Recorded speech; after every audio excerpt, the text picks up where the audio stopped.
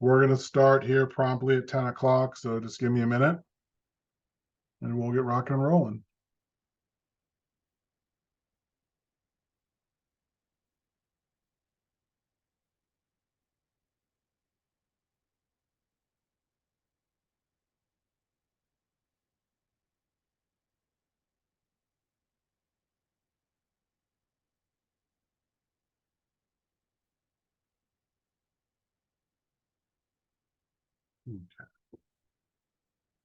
I hope everybody had a good weekend.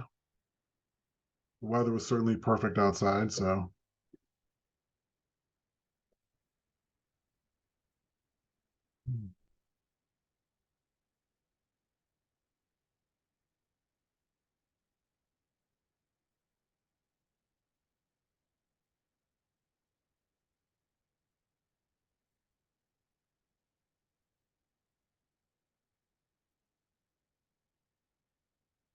All righty, it's 9:30. I want to get started on time. I know your time is valuable and I want to respect that. So we're going to get started. Today, we're going to talk about the NABOR contract and the additional forms. NABOR provides over 80 forms for realtors to use in their transactions. And just as we get started, make sure everybody can see my screen. Thumbs up. Good, perfect. All righty, so let's dive right in. Talking a little bit about the NABOR contract. We're going to do a pretty deep dive today and talk about all the various parts, what it means, and how you can use it in your real estate practice. But of course, I am an attorney, so we're going to start off with a disclaimer that I'm not providing legal advice individually to you. And of course, if you have any questions, you can call, text, email, and I'm happy to go through whatever you need.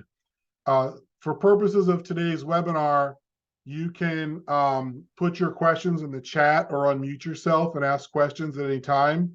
It's always great to hear from the audience and what they have to say about a particular question. I'm sure that everyone has multiple questions, so it's okay. Don't be embarrassed.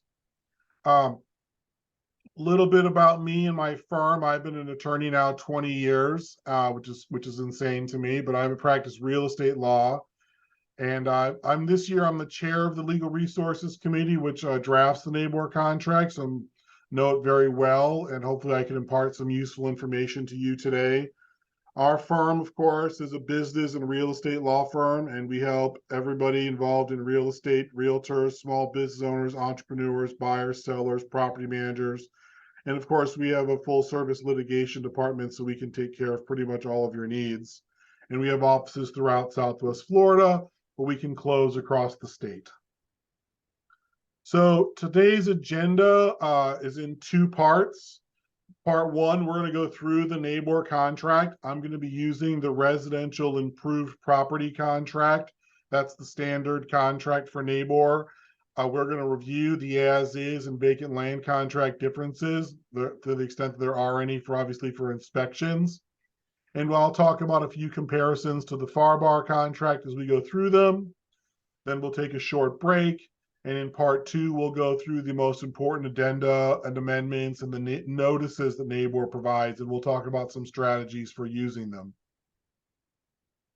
So diving right into the contract, we're going to talk about the contract first. And of course, the most important part about the contract, you need three things really to make a real estate contract in Florida. You need the parties, you need the price, and you need the property. And you're going to hear me say that a couple of times over the next few slides because it's very important. Obviously, we can know who the buyer is if you're working with your buyer and you know their name or their LLC name, or you ask them what trust they're going to put the property into. You can put the name of the buyer here, and you put their address. A little different than FAR, you put the address at the top of the contract, not the bottom of the contract in the NABOR contract. And it's very, very important to have the addresses of the buyer and seller on the contract for legal notices. You know, when I come in and I get going and there's a legal problem, I have to send formal notices to the parties. And it's very important because it has to be in writing that we have their address. So don't skip the address. Now, the seller, of course, is a little bit harder. You've got your property appraiser information. The website from the property appraiser is going to tell you who the current title holder is. And if it's an individual or individuals, that's easy. You put their names on the contract here, and you move forward with their address, and we fill out the rest of the form, and we're ready to contract. But what happens if you've got a trust or an LLC or a probate or someone's using a power of attorney? How do you fill out who the seller is? Well, that requires research and possibly an attorney, because you're going to be going through some documents. If you've got an LLC, you're going to be looking at the operating agreement. That's the agreement between the company and the members that tells you who's in charge of the LLC, and you're going to put their name as the seller and their title as the manager or member, along with the LLC name. You have to squeeze all that in here. And then if you've got a trust, you're going to be looking at the current trustee, who may be a successor trustee. There may be co-trustees. So when you get when you've got a trust seller, you need to look at the trust agreement, at least talk to the listing agent, find out who the current trustee is, and that's who's going to sign your contract for the trust. If there's an estate, you'll be dealing with the personal representative of the estate, and they will sign your contract. So it'll be their name, John Smith, personal representative of the Mary Smith estate, would be your seller. What I always say about sellers is, if you have any questions, just give me a call, because you really want to make sure you've got the right person to sign the contract, because you want a binding contract. You don't want a situation where you come to closing and you've got the wrong person on the contract and they don't have to sell. I mentioned, if you have any questions or anything comes up, just put them in the chat. And I see our first question. Yes, Darlene, you would use their full name as it is on their driver's license. That's the easiest and simplest way to do it. That way you make sure everything matches from the contract to the deed, and everything looks normal, especially if there's lenders involved. They like everything to match. So up next, you've got the property. NABOR has a very expansive definition of property. Like I said, we need the people, the property, and the price to make a binding contract.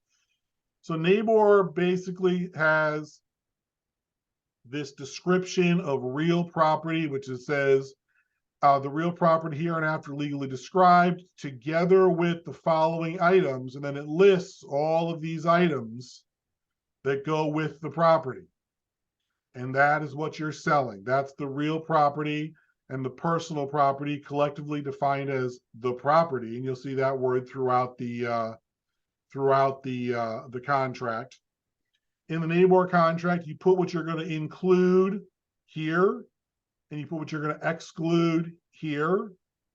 And if you've got a long list, NABOR provides an inventory addendum that you can use. You would add the inventory addendum that says you have 5 days to do a complete inventory, and the NABOR also provides an inventory form that you would fill out: number of spoons, number of couches, what room they're located in. It's a very comprehensive list, and it's a great form if you're going to be transferring a lot of personal property. Like I said, we must have the property described. So you put your address of the property here and the legal description of the property here. Now, the legal description can come from the appraiser's website. You can use the short legal, the brief legal, they call it, on the appraiser's website to put your property's legal description on the contract.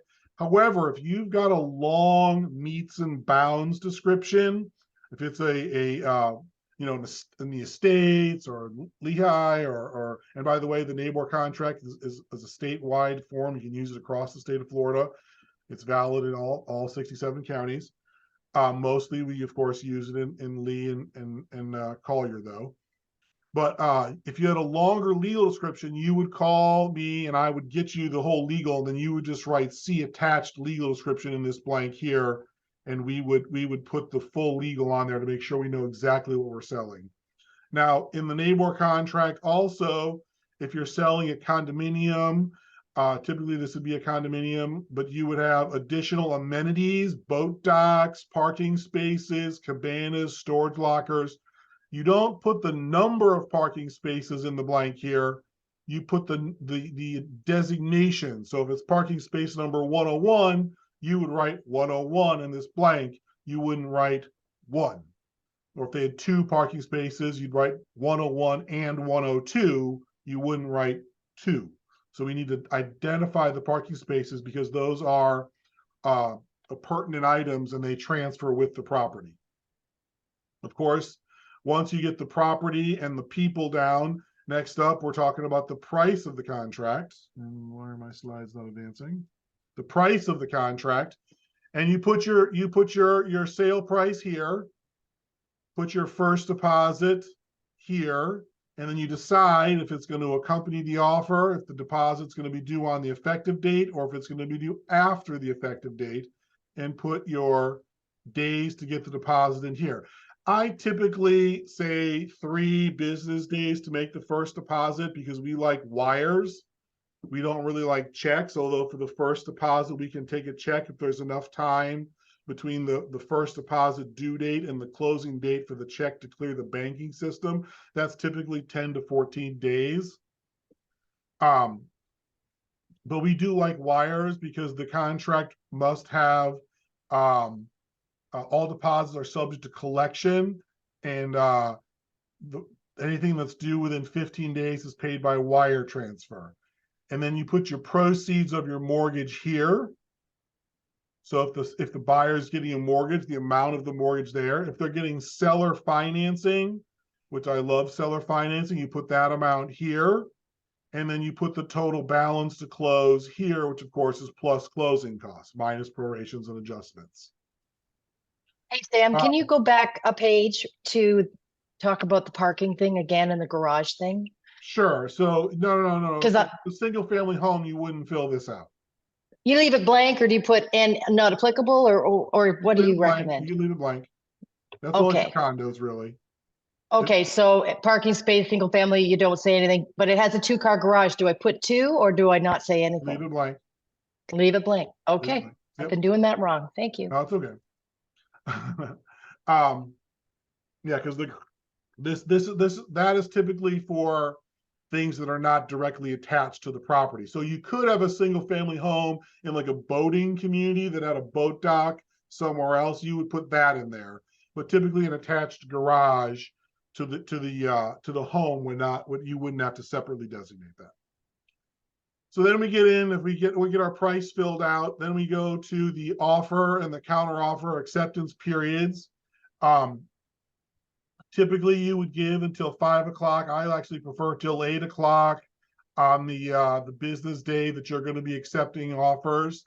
And then the date by which the offer must be accepted is here. Of course, if you miss that date and the seller still wants to accept the offer, then it just becomes a counter offer. And then the buyer has 2 days here, unless you change it to something else, to accept the counter offer. So if you're going back and forth and you're trying to figure it out, and then it just takes a couple of days to get everything signed and initialed, the counter offeree just can reinitial the contract and you move forward. Now I will say one thing about delivered. The FAR contract actually has a delivery requirement in it. NABOR does not, but I did a lot of research on this topic of delivering the contract. And there is ample law to say that if you perform under the contract, that counts as delivery. So if you're, say, the listing agent, and you have not delivered the offer back to the buyer and the buyer makes the deposit, you're probably still in contract. So you need to make sure that you're in communication with the other agent, whether you have the buyer or the seller, and really understand that you've got a contract, you're bound, and that we're ready to move forward by delivering the signed documents to each other. And then we should have a question from Barry here. Do you specify the estimated EST on the time of acceptance? You don't have to do that, Barry. It's where the property is located, so that's understood. And then Daniel is asking you, please distinguish this versus communication of acceptance. Yes, Dan, what I'm saying is you want to deliver the acceptance of the offer and the fully executed contract to the other side to make sure that everyone's on the same page. So what I'm trying to say is that the common law says delivery is required, even though NABOR does not have it specifically in its contract.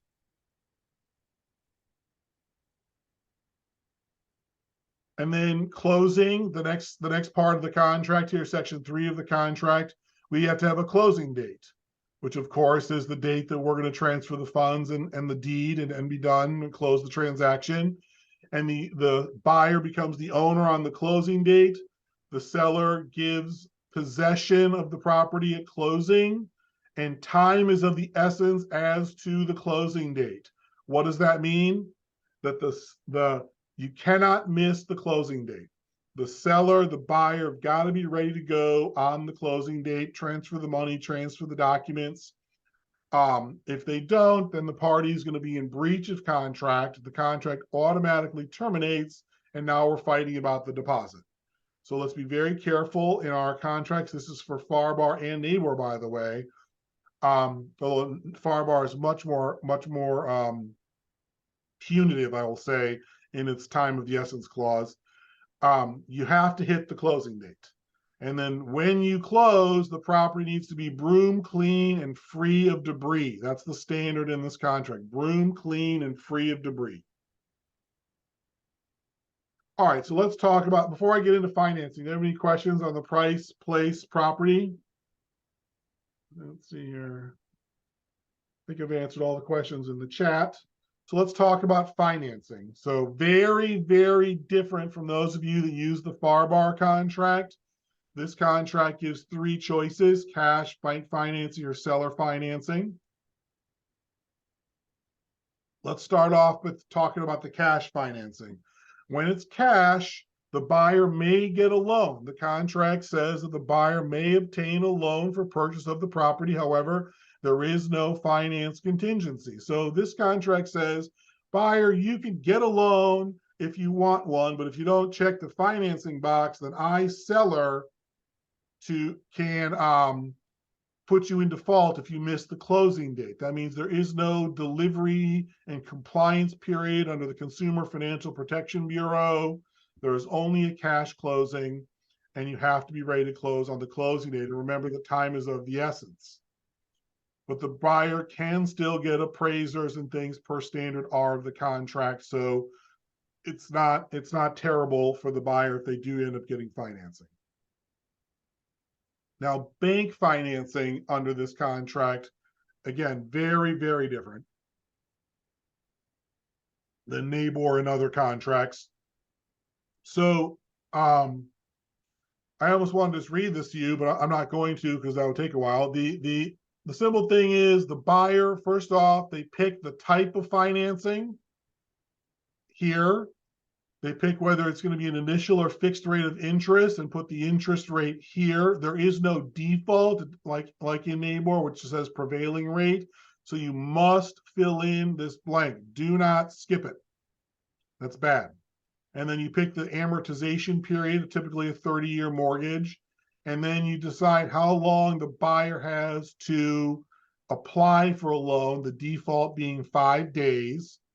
And it says here that they have to make a continuing good faith and diligent effort to obtain the loan, or they're going to be in default. So this is going to come up later. It's going to be very, very important to make sure that you have a continuing and good faith effort. That is not specifically defined in this contract, but things like pay for the appraisal, get all your tax returns to the lender, get everything that you need to the lender quickly so that they can evaluate you for credit. And then question about what interest rate you put in, since the rate is not locked in. You need to give yourself enough of an interest rate that there's a cushion. You don't want to put in 7 when we know rates are over 7, because that gives the buyer an out. So you would go to 8 or 8.5 in this market, which is crazy for those of us that have been in the business the last few years and are used to 2 or 3. But that's where we are. So you're going to put in you're going to put in the highest rate possible if you're the seller, and you put in the lowest rate possible if you're the buyer. But again, we want the deal to go through. So figure out talk to your lender and figure out what a reasonable rate is going to be.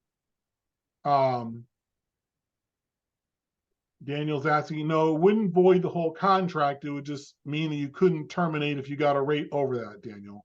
So it's missing with this blank doesn't mean you get to terminate. All right, so then you go along, you say, how long does the buyer have to get their financing? And that contingency date goes here. If you don't put anything in here, then it's 45 days to get the financing. Now, this contract, very different from FARBAR. When the time period for financing expires, the deposit does not go hard.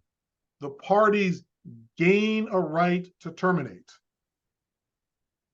And let's see here. Whoops.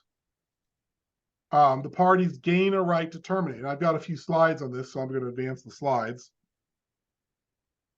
Where'd it go? My mistake. Anyway, so the buyer gains the right to terminate, and the seller gains the right to terminate. The buyer has to show a credit denial or no decision by the lender, but that the buyer has used good faith and diligent effort. And that's typically a letter from the loan officer saying the buyer is not done applying, but they've done everything right so far. When the contingency expires, then the buyer can walk away and get their deposit back. The seller, of course, can terminate freely at the end of the period. They don't need an excuse, and they can move on to their backup offer or a better deal. If the finance contingency is waived, it has to be waived in writing, and NABOR provides a form, which I will go over towards the end of this presentation, but NABOR provides a form to waive your contingency, and then the buyer gets up to 10 days to close for CFPB compliance and document delivery only. What happens is the buyer has 3 days to review the closing disclosure, and it may be a mail away when the borrower is not local. So the contract contemplates this and gives you 10 days to get everything done. Now, going back to the contract form, if you check the box for VA or FHA financing, you have another form you have to fill out. This is the form. You pick the FHA or VA, and you fill out the appropriate, you check the appropriate box, you put your buyer, your seller, and your property at the top, here, here, and here. And then for FHA, you have to add the amount that the property is going to appraise for, typically the purchase price. And then if it doesn't appraise for that, then the buyer can terminate and get their deposit back. And note on the FHA and VA financing, the broker and the broker's name goes in here, and the listing and selling agents sign this form. This is federal regulation, so we don't even worry about it. We just get it done. Okay. Questions on financing so far before I get into seller financing? I want to make sure everybody understands this is not one of those things where the deposit goes hard. It's one of those things where you gain the right to terminate. And I have a question here. Daniel, I've seen an agent mistakenly write FARBAR as is contract and then accidentally use the NABOR addendum. You would not want to mix the forms, Daniel. You never want to mix the forms except for very, very few circumstances once you've checked with your favorite closing attorney, me. All right, let's talk about seller financing. So seller financing is great. You check the box for seller financing on the contract, and then you use the seller financing addendum. And the buyer has 5 days to furnish credit information. The seller has 5 days to review the credit information, and the buyer can terminate if the seller refuses to give credit. And I snipped out some of the parts of the forms. So for the seller financing addendum, you would attach it to the contract and you'd fill it in.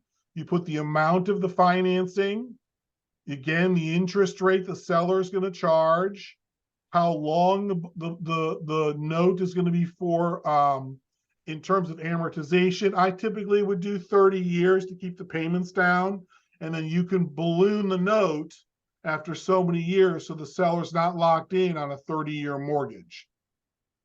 And then on the rest of the form, you pick the monthly payments, semi-annual, quarterly, annual, and then you pick whether it's going to be principal and interest or just interest only. And I will tell you, this seller financing is great in this market with interest rates where they are. I know a lot of sellers are doing a lot of seller financing right now. There's no prepayment penalty in this contract for seller financing. The buyer must keep the property insured, and there's a due on sale clause that says that if the buyer sells, then they've got to pay off the seller. Okay.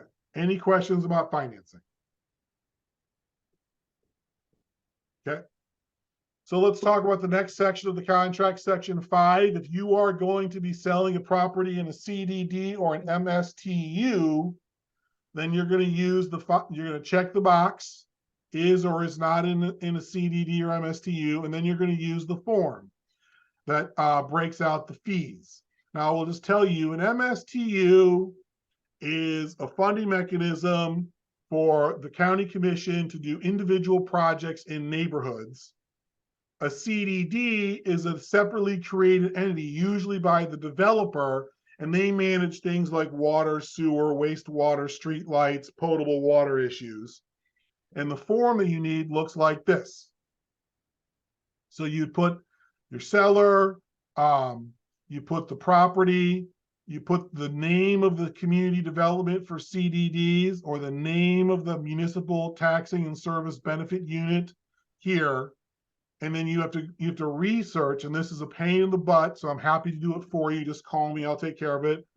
But it's a pain. You got to go to these websites. You got to find the installment payment. You have to find the operating maintenance payment. Then you total them here. Same thing with MSTUs. You find the outstanding capital balance, the assessment balance, and you total them here. And you totaled them here. And all of this, the MSTU information is typically available on your tax bill. The CDD information you have to go find separately, and I'm happy to help you do that. But you would fill out this form and you would sign it and it would go along with your contract.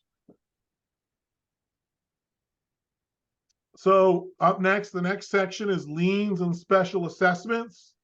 And Darlene is correct. You need one for each MSTU. That's right. Now, one thing about this, if you're selling in Collier County and you go to the tax bill and you see MSTD, that's different than an MSTU. Most of Collier County is covered by a municipal services taxing district. That's because that's how they fund the sheriff's operations. So you don't need to disclose the MSTD that's on the tax bill. It's only MSTUs and CDDs. Okay. Up next, liens and special assessments. So, very different than FARBAR. NABOR says that all special assessments imposed by the association and the government that are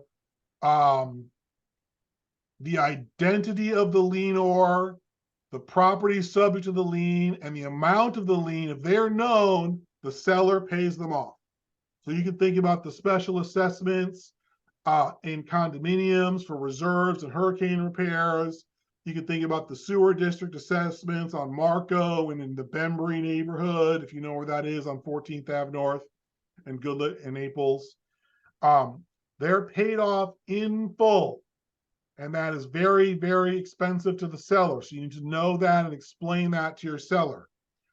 If the special assessment is pending, and Lord knows what pending means, but if it's a pending special assessment or lien on the property, then the seller must pay everything over 1% of the purchase price unless the seller discloses it prior to contracting. If the seller does not disclose the the special assessment prior to contracting, then the buyer can terminate. So you want to know what's going on in your neighborhoods. You need to know your communities. And I'll tell you, with all the condo issues, with reserve requirements now under the new state statutes, you're going to have a lot of assessments, and you need to know them and understand them. And in the NABOR contract, the seller is going to pay them. So you need to be prepared to negotiate that if your seller doesn't want to do that. Okay, up next, section 7 of your contract is going to be existing leases. The seller has 5 days to turn over leases. The buyer has 5 days to review and terminate. And then the whole process shouldn't take more than 10 days to review the leases. If the buyer doesn't like what they see, the buyer can terminate not later than 10 days after the effective date.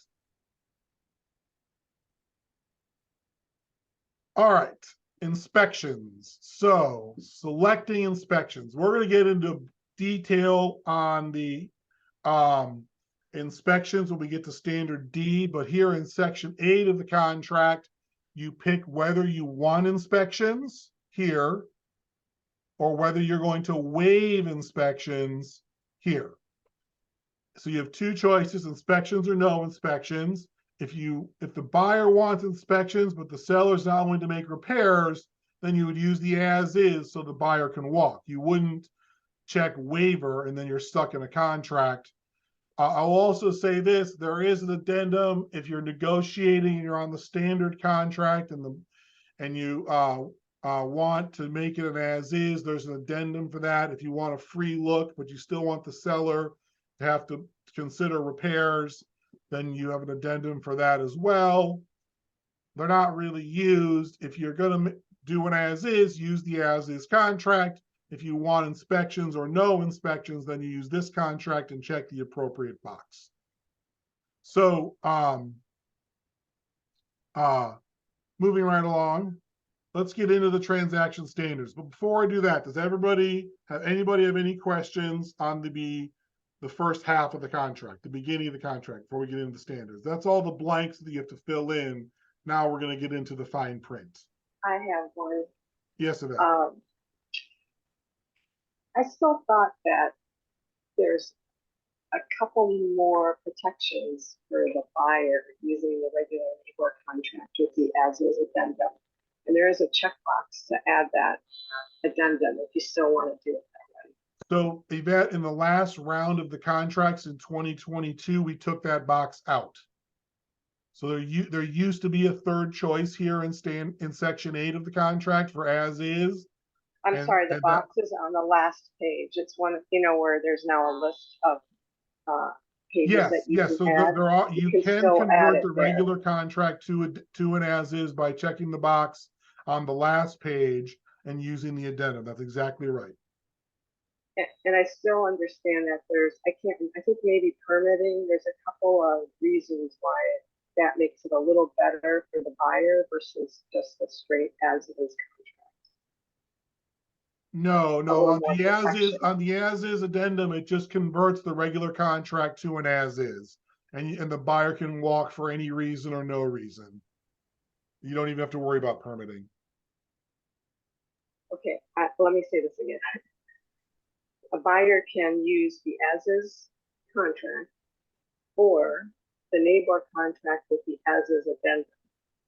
When you use the as is addendum, it replaces a section of, I thought, the contract. So you still have some of the protection that's written into the regular NABOR contract when you do it with the NABOR contract plus the as-is addendum. All right. You can do that. That's right. You can do that, although I don't recommend people use the as-is addendum. I would just switch to the as-is contract.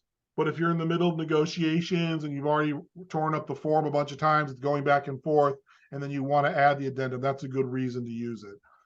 But if you're going to start off as is, then I would just go to the as is contract to save yourself the energy. But again, it's a personal preference for everyone. Okay, transaction standards. So the fine print. Start off right here in standard A. We talk about the title and the assignment and 1031s. marketable title, good and marketable title is what you are bargaining for. You got a piece of property, it's going to have a title. We want that title to be good and marketable. That's the standard. Subject only to the zoning codes, any restrictions from the associations, or any taxes that are due. Now, the NABOR contract, different than the FARBAR contract, which has checkboxes for assignability. The NABOR contract is freely assignable up to 15 days before closing, and there's an assignment form where you fill out the buyer, the assignor, the assignee, the seller, the property, the date on which the contract was effective. This is your effective date here. Then the buyer signs, and the assignee, that's going to be the new buyer, signs, and then you deliver this form to the seller so that they can properly fill out their closing documents and get the right name on the title for the buyer. The other thing that the NABOR contract already has in it, 1031 language. It says the parties agree to cooperate in the event of a 1031 exchange. I get this question all the time. Sam, I'm doing a 1031 exchange. What do I need to put in the contract? The answer is nothing. It's already there ready for you to go. All you have to do is get your client signed up with their qualified intermediary, and then they can do a 1031 exchange. You do not need to add anything to other terms and conditions. So we talked about the assignment. Let's talk about standard B, clearing title and ensuring access. So not later than 10 days after the effective date, the seller gives the survey that they have and the old title policy that they have to the buyer, and then the buyer makes an objection during the examination period, and the seller then has 30 days to clear the title from the date that the seller receives the buyer's title commitment. Now, of course, in my office, we order the title commitment right away. We get the title documents organized, we get them to the seller, and then we clear title quickly as possible so that we're not delaying closing, because this clearance period here, this can extend your closing, which we of course don't want to do unless we absolutely have to. If at the end of the 30 days, the seller still does not have marketable title, then the buyer has 5 days to terminate. That's 5 days from the end of the clearance period, not 5 days before closing, which I've been asked, or 5 days after delivery of the commitment. If the buyer doesn't terminate, then the buyer takes title as is, and we close. Now, very, very, very, very, very important, a monetary lien is not a title defect.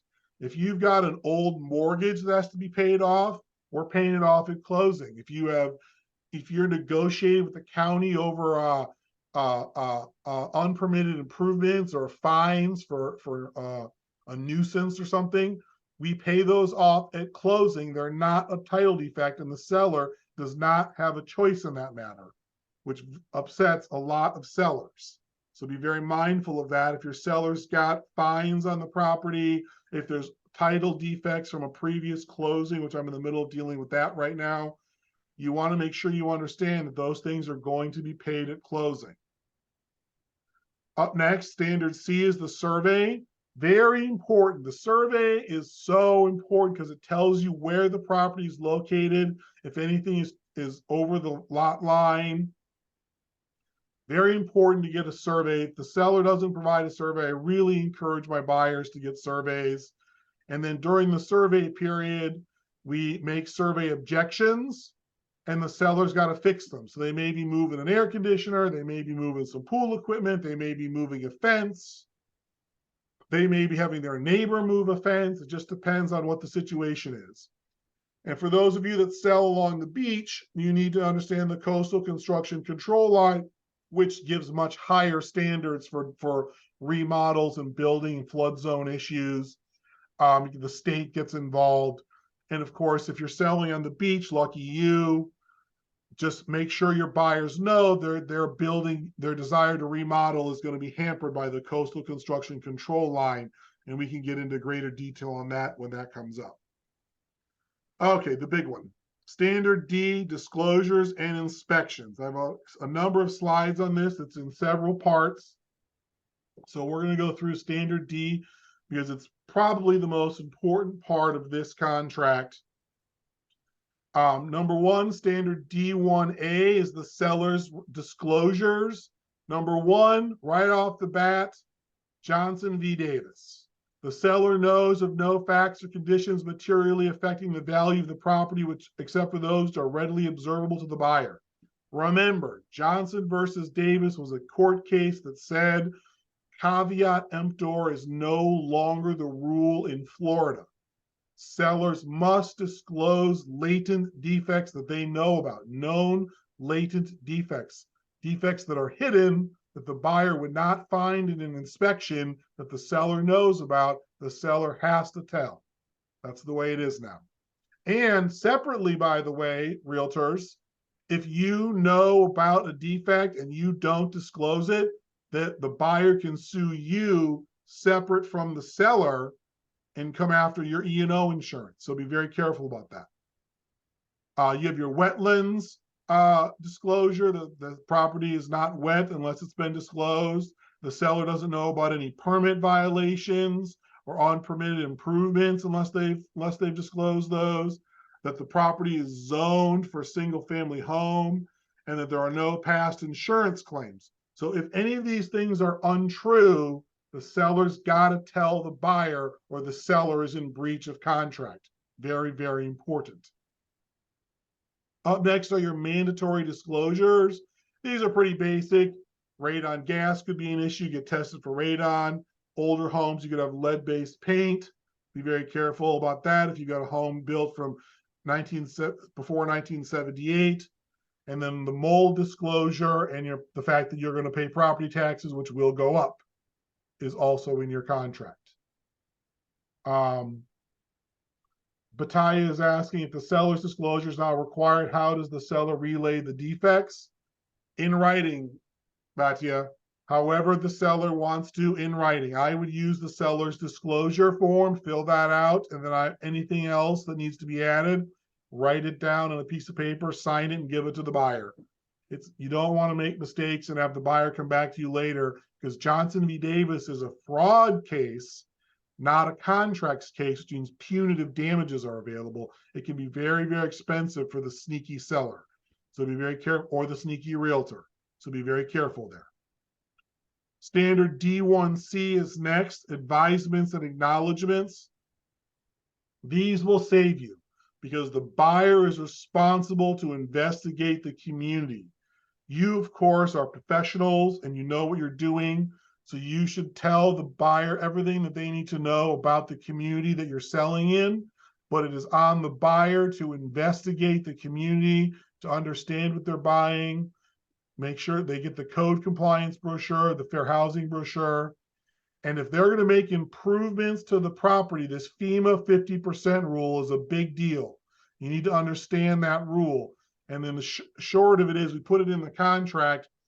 If property is below the floodplain, you can only spend 50% of the value of the structure, not the whole property. So you take out the land value on improvements. So be very careful about that. If your buyer's planning to to rehab a property, to make improvements, they're going to be limited if it's below FEMA flood. So be very careful with that. And I can answer any questions on FEMA flood separately because that's a detailed thing. Okay. Standard D2, the inspections. So right off the bat, standard D2, this contract contemplates the buyer made an offer commensurate with what they saw. Inspections are there to reveal hidden defects, so you should prep your buyer. They're not going to get a big credit for inspection items in this contract. This is the way it is. It's very tightly drafted. Inspection or defective versus cosmetic items is carefully defined, and we're going to go through all that. But basically, start off, how long does the buyer have for inspections? 15 days if it's left blank. Otherwise, you pick the amount of days for the inspections. And then the buyer gets 6 inspections. they get their systems and equipment, they get radon, they get lead-based paint, wood-destroying organisms, mold, and permits. This contract says you get all these inspections. It sets forth the standards by which those things are cured, and it gets pretty detailed. Number one, systems and equipment need to be in working condition. Radon gas needs to be below 4 picoaries. Lead-based paint needs to be abated. Any wood-destroying organisms need to be removed. The presence of mold, if it's there, it needs to be brought below the level of the exterior mold, so it's an interior versus exterior comparison. And then any void issued, expired, or open permits need to be closed. And the way it works is you have 10 days or 15 days or whatever the number of days it is to get your inspections done. Then not later than 5 days after the expiration period, the buyer needs to deliver all of their reports and their inspection election to the seller. And they can select one of two things. Well, three things really. One, they can take it as is. Two, they can receive have remedial action. Or three, they can receive a credit, I guess, or they can do a combination of credits and remedial action. So if the buyer wants to receive remedial action, they would fill out the inspection election form. They would submit their reports, they request remedial action, and the seller's got to make a decision.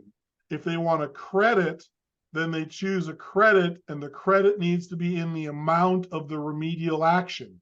So you wouldn't get the new washing machine or water heater or dishwasher. You would get a dishwasher in working condition. So here the seller has 10 days to make their decision. The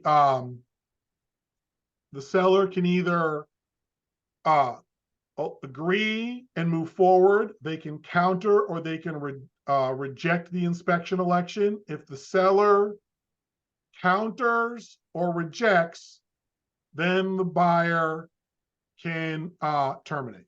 And here's a few slides I've got on this. So systems and equipment are in working condition. I read all this to you already, but this is the standards. So the system and equipment have to be working as intended, in the manner designed to operate. That's what the contract says, in the manner designed to operate. Roofs, doors, walls, pools have to be structurally sound and watertight and free of wood rot. Seawalls, docks, and cages have to be structurally sound. And you don't get to correct aesthetic imperfections. It's very important that people think that, torn screens or torn shingles or cracked tile on the roof, chips, caulking, pitted pool surfaces, minor cracks are all cosmetic under this contract. So you have to be very careful of what you ask for. Repairs cannot cost more than remedial action. Again, you don't get new. This is the form that you use in 3 parts to make an election for under this contract. So the buyer picks here the issues that are wrong, their systems and equipment, their radon, their wood-destroying organisms, their molds, their unpermitted improvements. Then they decide what they want. The buyer picks here, credit, remedial action, or combination. Then the buyer signs. And then it's on the seller to decide. Again, they have 10 days to accept, reject, or counter. If the seller accepts, this is really, really important. If the seller accepts, they only accept as to defective items, They do not accept as to cosmetic conditions or other inspection items. So you've got to be very cautious as a buyer.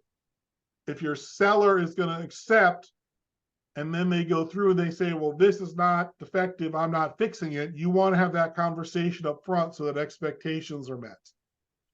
NABOR also provides a list that you can use. So you put your report information, the item number, and the description of the item to be repaired here. And where it says list of systems and equipment, what they're referring to is this form here. So you want to make sure that you properly list out the inspection items, and then you be as detailed as possible. Any questions on inspections there? Making your election? Okay, so before I move on, let's just check the chat. Looks like we're good.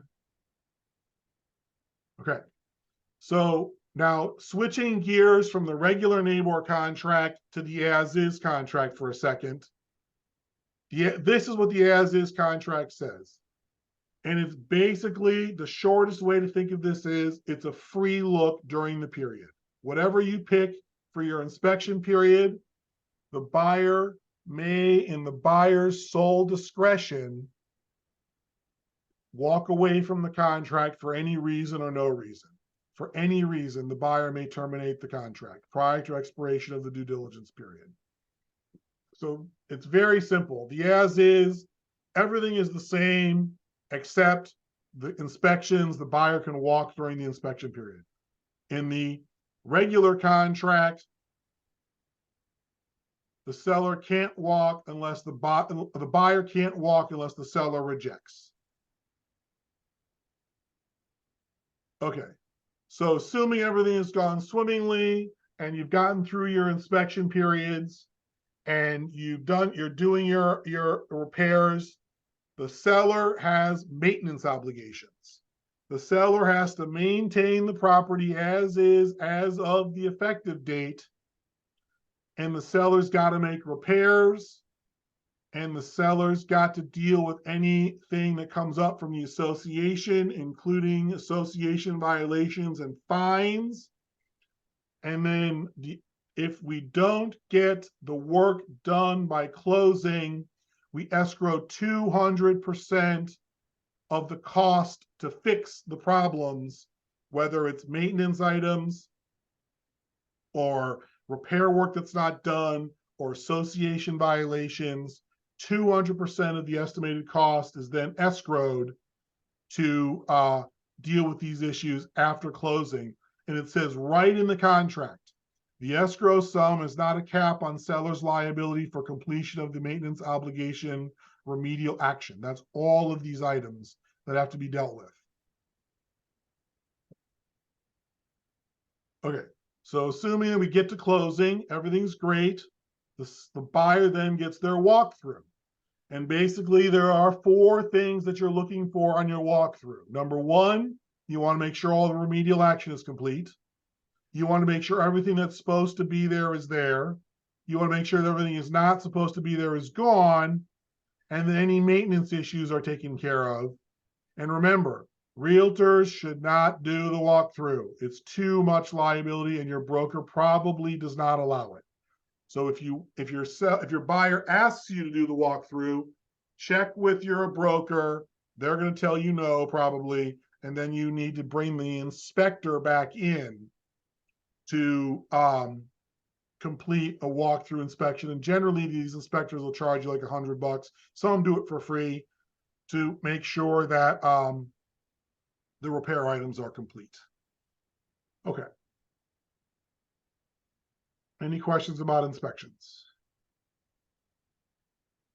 Okay. So next up, standard D2E. So in the event of a casualty hurricane, there is provisions.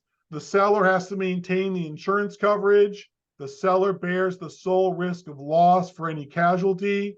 And the seller, if they do have to repair the property after the hurricane, there is a limitation for landscaping to 1% of the purchase price. After a casualty event has occurred, after the hurricane is over, the buyer must be able to get insurance and be able to close, or the buyer is going to be able to terminate after 30 days from the casualty date. If the property is uninsured or uninhabitable, then either party can terminate after 5 days, or within 5 days, I mean. And the buyer does get a post-casualty inspection to determine the damage to any property once it's safe to enter. And if the buyer cannot get insurance due to a pending storm, then the closing can be delayed, and the buyer could terminate if they can't get their insurance when we're in the box, when the storm is headed our way. Okay. Standard E, seller's expenses. Seller pays for title in Lee and Charlotte County. The seller pays for doc prep. The seller has to pay off their mortgage. They pay the doc stamps. They pay the brokers. They pay for FERPTA. And they have to pay any outstanding association dues, fees, and fines. That really bothers sellers, but that's what the contract says. So if you've got outstanding dues, fees, and fines, they're going to be on the closing statement. Buyer's expenses in Collier County, the buyer pays for title insurance. The buyer pays for any membership approval documents. They pay for the survey. All this stuff here is paid by the buyer, including recording fees and all loan costs. We prorate credits for the taxes, association dues, any assumed interest on a mortgage, any rents, any the waste assessment by the county, any propane tank, fuel that's left, all that stuff gets prorated. We do all that on the closing statement. The one thing I'll say about the propane, it's kind of a pain in the rear, but the seller's got to give a propane statement that says how much gas is in there and what they paid for it, and then they get that back at closing. Okay, up next, HOA and condo disclosure. So I made this chart. Darlene is asking about the title insurance. Darlene, the 150 is no longer in the contract. We took that out last year.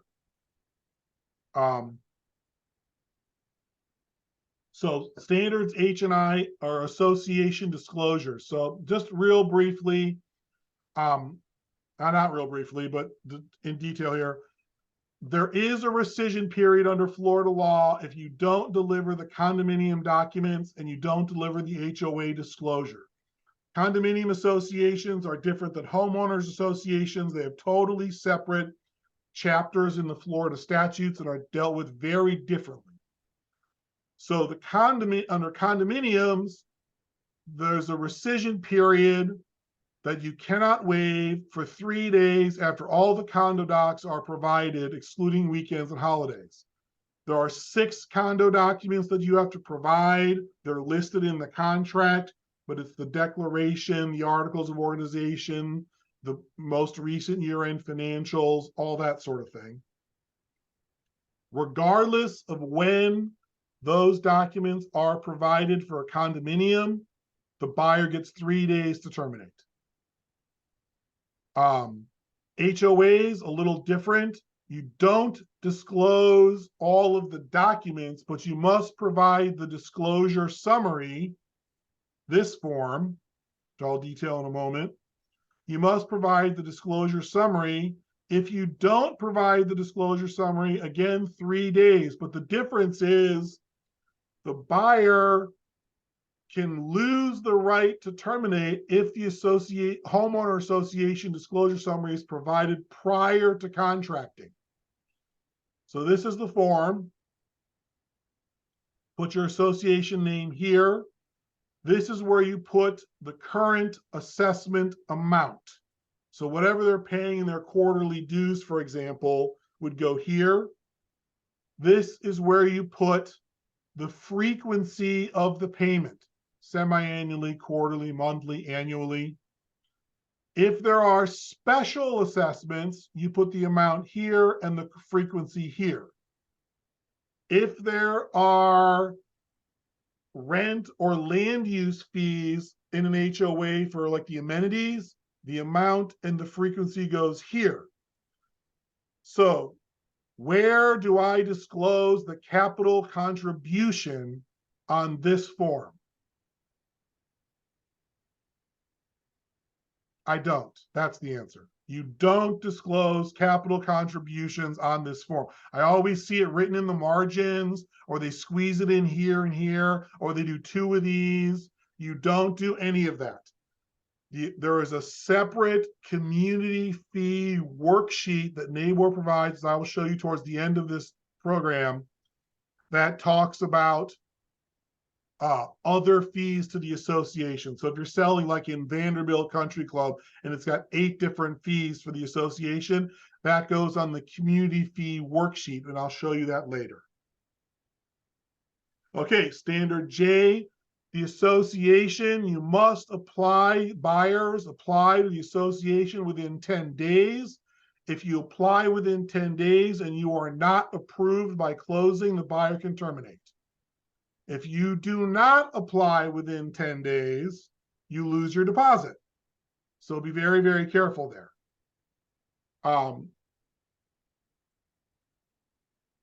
If the seller's got to provide the estoppel. If the seller has outstanding dues or fines, they have to pay them. If the condominium is on a leasehold, which we have several of these in Collier County, especially along the beach, if there's a leasehold with less than 40 years, then the buyer can review and terminate. So be very careful about that. If you're selling on the beach and it's a leasehold estate, the buyer has the right to terminate. Standard K says that when the buyer is getting a loan, the lender is in charge. I call this the golden rule section. He who has the gold makes the rules. In this case, it's the lender. Standard L talks about the escrow agent and transferring funds and closing. The escrow agent gets attorney's fees if they have to sue people, so be careful about what you're doing with the deposit. FERPTA, I do a whole separate class on FERPTA, so I'll just give you the highlights here. We withhold 15% of the purchase price if the seller is a foreign person. We remit the 15% to the IRS. If the purchase price is under $300,000 and the buyer meets the use test, where it's going to be the one who uses it the most, then we can have 0. If it's less than $1 million but over $300,000, we can reduce the withholding to 10%. The seller applies for the withholding certificate, and if they do, then we don't send the money to the IRS. We hold it until we get the withholding certificate from the IRS. Yvette has a question. I've never experienced more property management this year. One company to me. Yvette, if you've got a property management company that's giving you a problem, the short answer is the seller needs to complain to the board. That's really the only way to get these property managers to comply. They're not going to listen to the realtors. They're not going to listen to the closing agent, and they're not going to listen to the buyer. The seller's got to go to the board to get the documents if the management company can't get it done.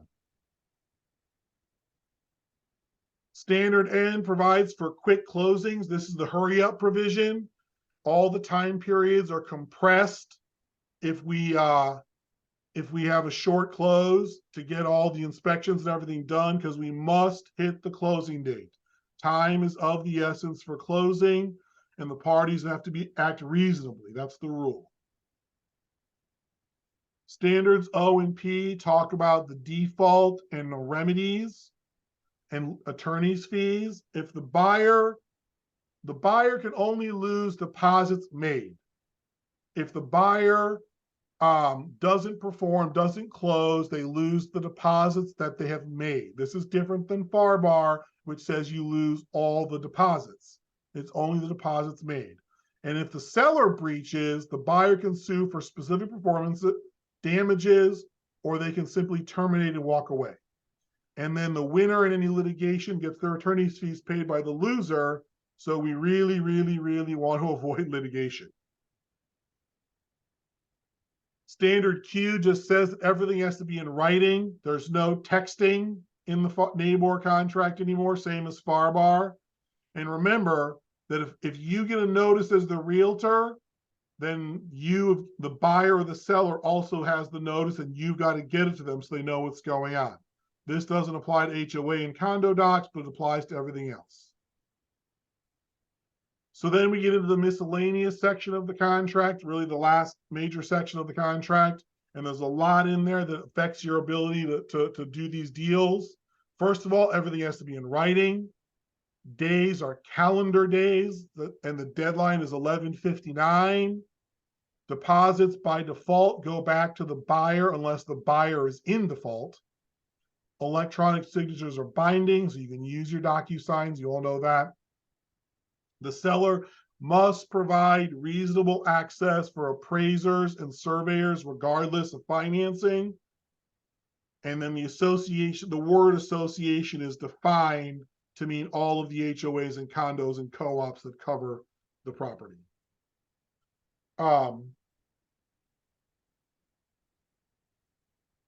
Batia is asking, Batia, the buyer would not be responsible if the seller walks and the doesn't pay their taxes, and the buyer's got the properly filled out paperwork showing it's under 300,000. So be careful there. All right, standard S. Again, all terms must be in writing. This holds the broker harmless from the seller's failure to disclose material facts. But again, I'm very doubtful this holds up under Johnson v. Davis, especially if the buyer proves the realtor knew about the defect. So just be careful and disclose there. Okay, the addenda.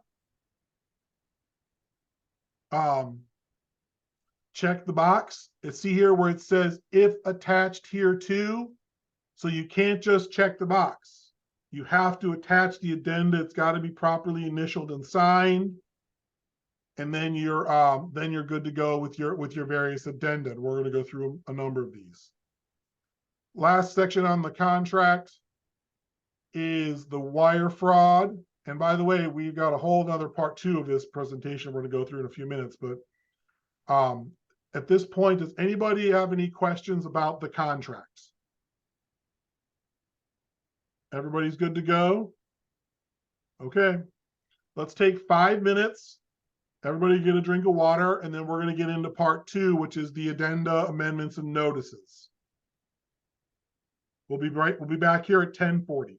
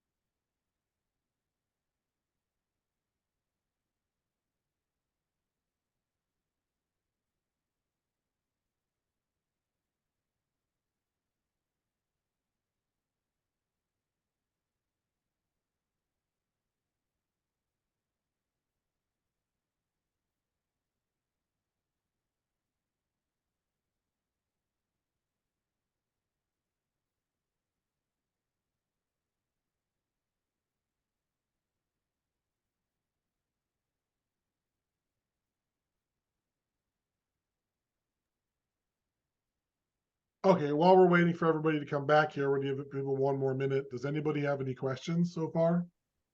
You can always unmute yourself too, by the way.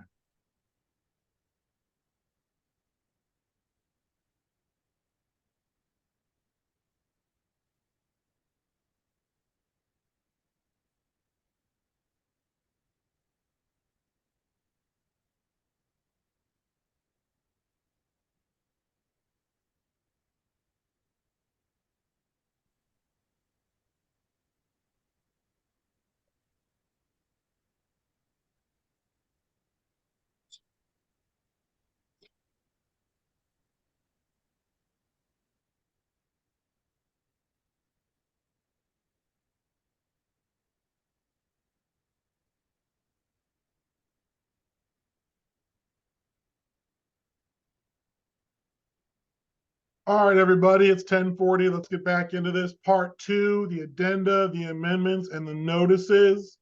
We're going to get into these. We're going to go through them. Start off, we're going to talk about the addenda. And we're going to go through, there's a bunch of them. We're going to go through the most important ones.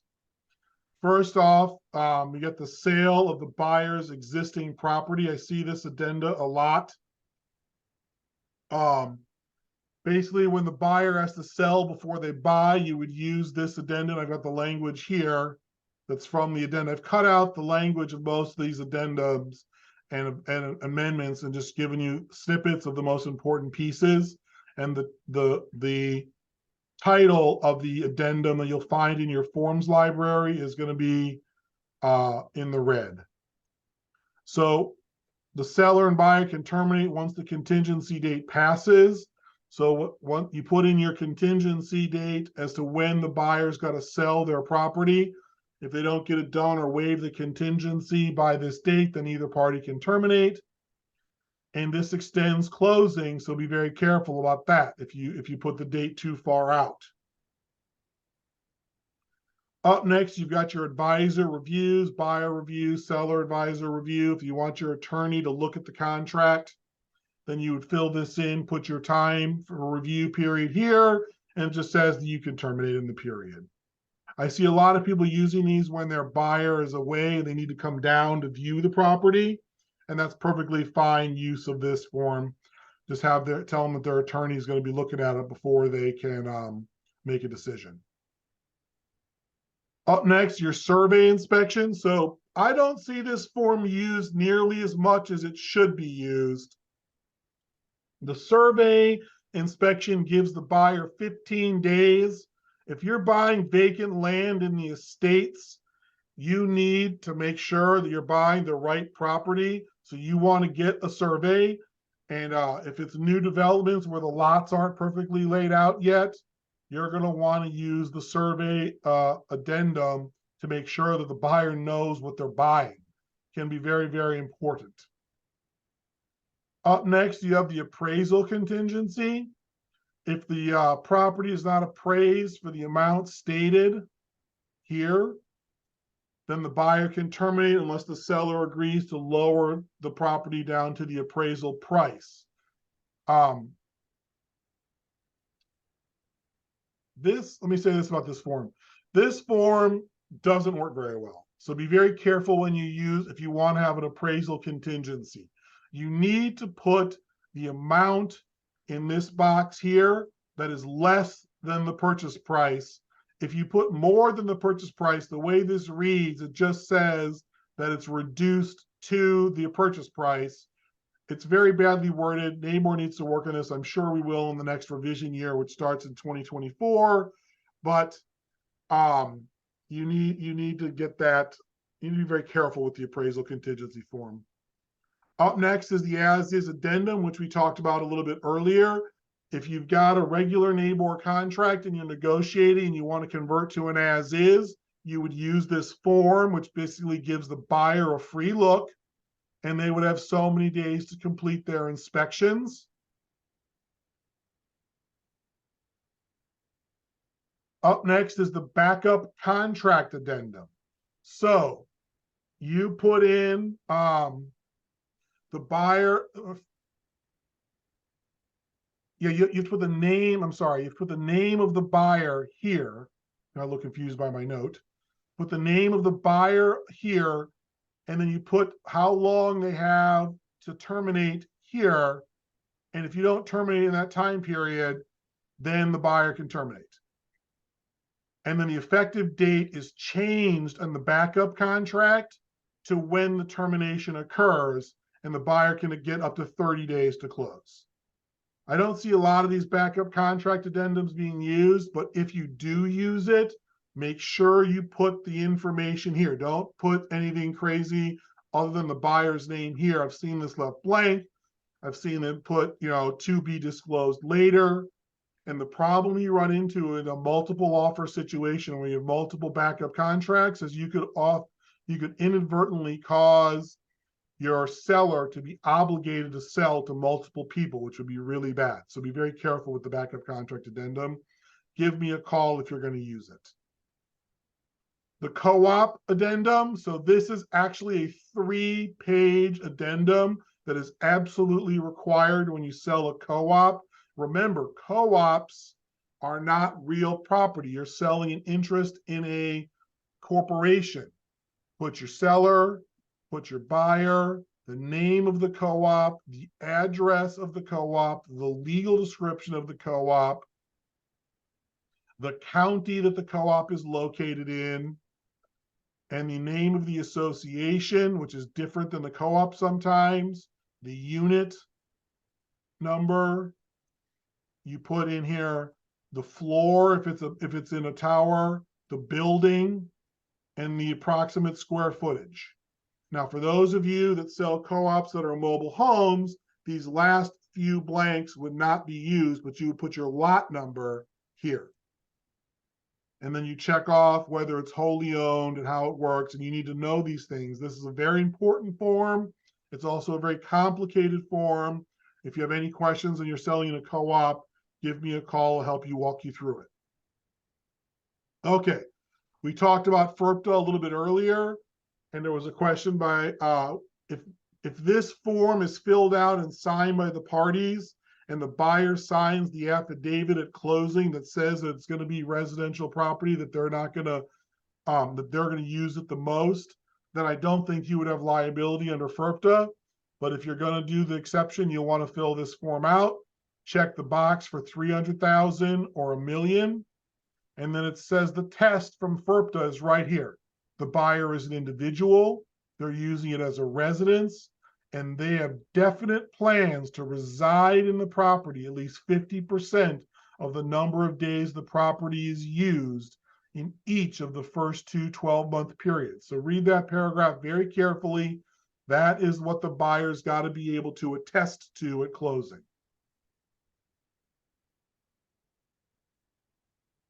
If the buyer wants to see the HOA documents, the homeowner association documents, other than not the condo docs, but the HOA docs in an HOA, you would use the document review addenda for HOAs.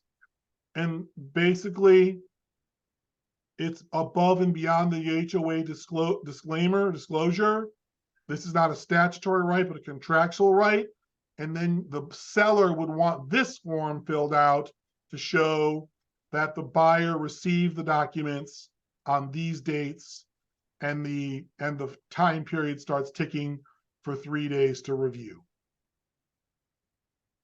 If you're going to sell in a 55+ community, you need this addendum, and it basically acknowledges that at least one person who is 55 years or older will occupy the property. Very important addendum for 55+ communities. You want to attach that so that the buyer and seller are aware of what's going on. If your property was built prior to 1978, that's December 31 of 1977 or earlier, you would fill out this form. This is the addendum for lead-based paint. You put where the address, you put what the seller knows about the property, you put what the buyer has received, and then the buyer has 10 days to review and terminate. And the agents sign the form. So be very careful about that. Daniel is asking, please clarify condo 3 days versus HOA 3 day. Previous docs at HOA is only 3 days if docs not received upon contract. So Daniel, let me take a minute to explain this.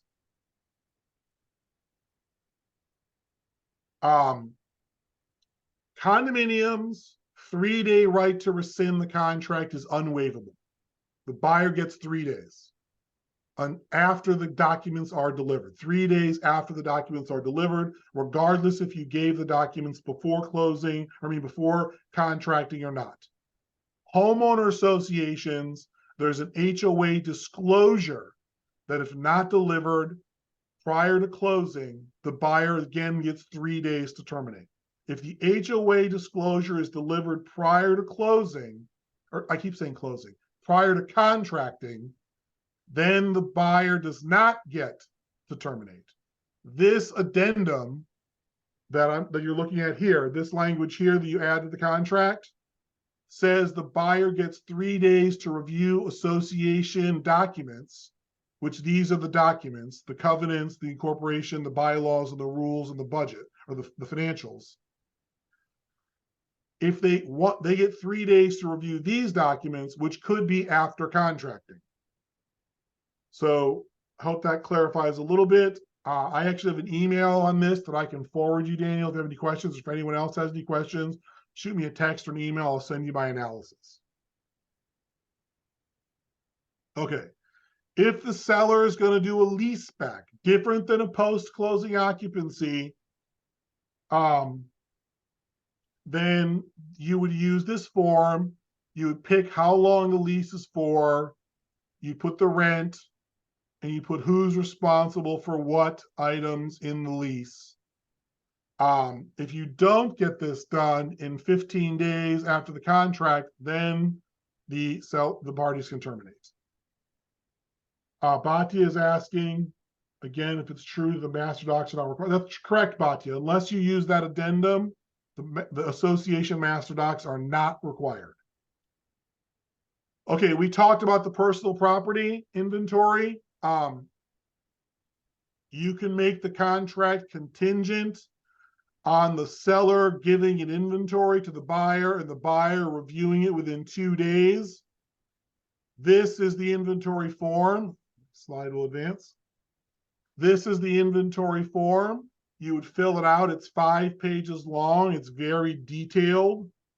So you would want to you're counting the number of spoons and things like that. But it's important, especially in the higher end homes, to make sure that everything that's supposed to be there is going to be there, and you have a checklist. Up next is your post-closing occupancy. This form is used quite a bit for sellers who aren't going to move until after closing. You would put the date by which they're going to leave, the amount the seller will pay the buyer for the period, what happens for a security deposit, the number of people that are going to be in the property, any pets, and then the penalty if the seller doesn't get out by the date you stated at the top. And it's an ejectment action if the seller doesn't leave, so it moves very fast and it's expensive, and the seller's going to pay for it. So be very careful about that and make sure you've got a big enough deposit to cover the ejectment action. There is a checkbox on this addendum here. If the buyer is going to be storing personal property during the post-closing occupancy, like in the garage or something, you would check this box to give the buyer access. Then you've got your escalation clause. Again, a dangerous form in multiple offer situations, and the buyer wants to be more competitive, they can do an escalation. The buyer would simply state what they're willing to pay over the next best offer up to the maximum price that you write in here. You put the amount of your escalation, $1,000, $1,500, $2,000, depending on your purchase price here. And then the buyer may have to bring cash to closing because the financing contingency may not cover this. If the lender does, if the property doesn't appraise, this says the buyer brings cash to closing. If you have a question, Darlene says attach the inventory of personal property to the MLS. Yes, Darlene, do that. That's very important. Leanne is asking, if I'm representing a buyer for a condo with an association or under contract, is the seller responsible to disclose if the condo owners voted to increase the HOA for the upcoming budget year? I would say, Leanne, as a matter of practicality, the seller should tell the buyer that, but the buyer can't get out of the contract because of it. Okay, this is an addendum called the right to inspect and right to terminate addendum. This basically gives the buyer a free look, but the buyer can still ask for repairs under standard D2 that we talked about earlier. Just know that on this contract, regardless of this addendum or standard D2, the seller is actually not obligated to make repairs. They can reject or counter, and the buyer can walk if they don't like it. Okay, next up is the seller's right to make the backup contract the primary contract, which basically is this is a kickout clause. If you've got contingencies in your contract, you write them in here. Could be inspections, could be financing, could be something else. The seller then continues to market the property, but the property can't be marked as active in MLS because that's a violation of NABOR's MLS rules. You put it pending with contingencies, and the buyer must waive their contingencies and put additional money down to secure the property, or the contract automatically terminates if the buyer does not perform. Up next are the visual inspections. So if, like we talked about the advisor review, because we are in a seasonal community, if the buyer wants to come down and see the property after contract, they can have up to 10 days or whatever you put in this blank to come down and view the property, and it becomes a free look. So those are the addenda. Those will go with the offer. I should have said this at the beginning of the section. Addenda go with the offer. The next thing we're going to look at are the amendments to contract. The amendments to contract change the contract after the parties have signed and we're moving forward. So obviously the first one that we use the most is the closing date change form. And it's very simple. Write in the new date here, everybody signs, and we have a new closing date. Very simple. The next amendment that they've got are the extensions form. You can change the closing date here by adding additional days. You can add additional days for financing here, inspections, due diligence period on the as is, the title examination period if we're having an issue with title, the clearance period if the seller's got some problems clearing title. It's a great form. Keep in your forms file. And if you need it, pull it out and you can extend the deadlines in your contract. Next amendment is an amendment that you should almost never use. If I can get my slides to work. The pre-closing occupancy amendment. This says the buyer can move in early, starting on the date that you put here, for a fee that you put here, and a per diem if the closing does not occur to get the buyer out. Make this number as high as possible so that the buyer doesn't get a free place to stay if they don't close. And then you put the number of people here and any pets. And the buyer has to have insurance, that's like renter's insurance. And the buyer has 5 days to vacate if the closing doesn't happen. Again, there's an action for ejectment if the buyer doesn't get out. Okay, those are the amendments. Now we're going to talk about notices. So in the contract, you have a lot of things that have to be noticed, and they have to be done in writing, and text messages don't count. So NABOR provides some notice forms. First off, we talked about it. This is the association fee worksheet. You've got your Vanderbilts, your Park Shore, or your Pelican Bays, your Bonita Bays, all those big associations that have a lot of fees. this is the form to use. It's got disclaimers all over it for accuracy. Nobody signs it. You simply fill it out with the amount of the fee, how often it's paid, and who it's paid to. And you've got multiple blanks for multiple association areas. And just be very careful. Some brokers don't like this form and don't want you to use it, but it is a very useful form if you've got a big association with a lot of layers. Up next is the co-op termination. If you don't like the association documents that you've received, you have 3 days from receipt of those documents to sign and deliver this form as the buyer. This form, and a lot of times we just send an email, but you can use this form. We have some questions. Darlene, do you attach the form to the MLS? I assume you're talking about the Community Association fee worksheet. That's a great idea, Darlene, is to attach it to the MLS. And yes, Rosemary, that is for condominiums as well. This form, I'll tell you, is great. If you've got if you have to drive through a gate to get to an association, you probably pass through an HOA to get to the condominium. So you would use this form to disclose multiple things that you couldn't put on other fee worksheets. I like this form. I know a lot of lawyers don't, and it was controversial when we put it out on the committee, but I think it works pretty well. So once you get all of the condo docs, and this is the list of condominium documents that have to be delivered, then your buyer signs this receipt, and it is evidence, not guaranteed, but good evidence of delivery to the person. There's cases that say that you have to prove that the buyer got the documents. So just be careful, but this is really good evidence to prove that the buyer got the condominium documents they were supposed to get. Next notice, this is super important for you all as licensees. If you have an interest in the transaction, you have to disclose it. You are the buyer, you are the seller, or you are related to the buyer or the seller, or you have an ownership interest in the property. You have to disclose it, and this is the form to do that.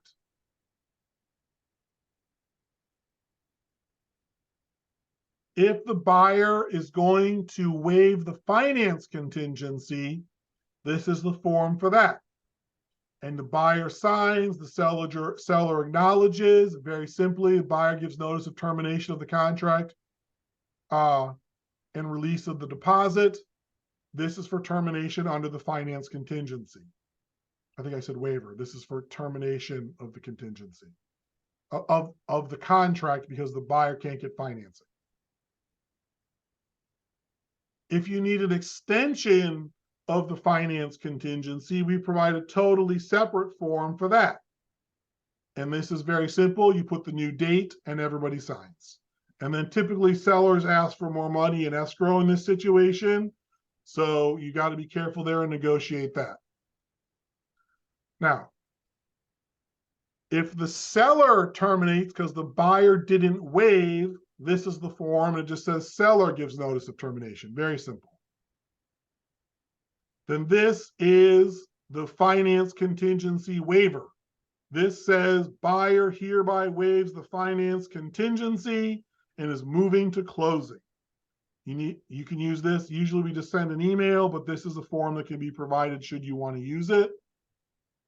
Up next is the insurance disclosure. I'll tell you, insurance premiums are the worst right now. It's very expensive. There are over 400 non-warrantable condo projects in Florida. That means no Fannie Mae, Freddie Mac financing. I think that you guys should be using the insurance disclosure on all your deals just to protect you. So be very careful about that. Okay, a few more and then we're done. The termination notices, there's a couple of them that NABOR provides. This is the form for the buyer to terminate. It has all the reasons for the buyer to terminate. They're listed as is, appraisal, backup, defective drywall, doc review, you know, all the reasons that the buyer can terminate. The buyer signs, delivers to the seller, and the contract is over. It doesn't necessarily mean the buyer gets their deposit back yet, because the escrow company has to agree to release the deposit based on this form, and the escrow agent is indemnified by the buyer if they release the deposit. But a lot of agents want an additional signature on a release agreement, which we're going to get into in a second. Similar to the buyer's termination, the seller has reason to terminate the contract, and they're listed here for seller financing, sale of existing property, short sale, simultaneous, that's a developer deal, or if the buyer didn't waive their finance contingency, then the seller can terminate, and again, the deposit goes to the buyer. Now, most title companies, my office included, want this form signed along with the termination. So there's two forms that you sign for termination. This is the deposit release agreement. You fill it in the date, seller, buyer, property address.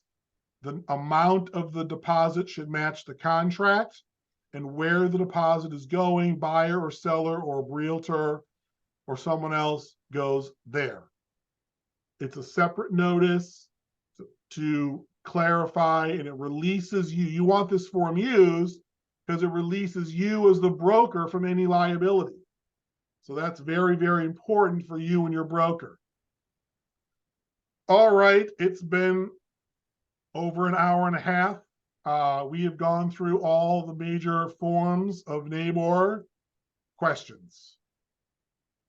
Feel free to put them in the chat, unmute yourself. Okay.